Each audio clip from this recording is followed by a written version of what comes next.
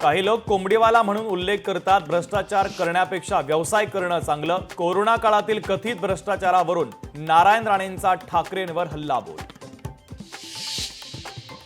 वैभव नाईकांना शिवसेना प्रवेश ऑफर प्रकरणी खासदार नारायण राणेंचा उदय सामंतांना टोला। उदय सामंत हे आमचे ॲडव्हायझर नाहीत। वैभव नाईकांना नारायण राणेंचा विरोध कायम असल्याचं चित्र।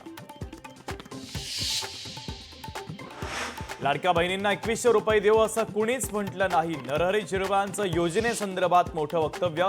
2100 रुपये देण्यावरून सत्ताधाऱ्यांकडून आता घुमजाव। मिरजमध्ये आनंद मेळाव्यात आरोप प्रत्यारोप। मुख्यमंत्र्यांना ऐकूच आलं नसतं तर काय झालं असतं। खासदार विशाल पाटलांच्या वक्तव्यानं एकच हशा। सोलापूर कृषी उत्पन्न बाजार समिती निवडणूक। बाजार समितीच्या निवडणुकीमध्ये 96.24% मतदान। उद्या होणार मतमोजणी।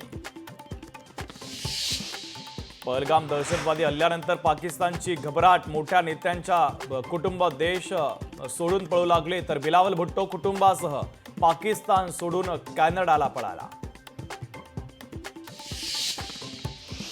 दहशतवादी हल्ल्यानंतर नवनीत राणांचा पाकिस्तानवर हल्लाबोल। मोदी शहा पाकिस्तानच्या भुट्टोला भुट्ट्यासारखं भासतील। भारतानं पाकिस्तानचं पाणी बंद केलेलं नाही। सरकार खोटं बोलतंय। जनतेची दिशाभूल करण्याचा प्रयत्न। प्रकाश आंबेडकरांचा सरकारवर हल्लाबोल।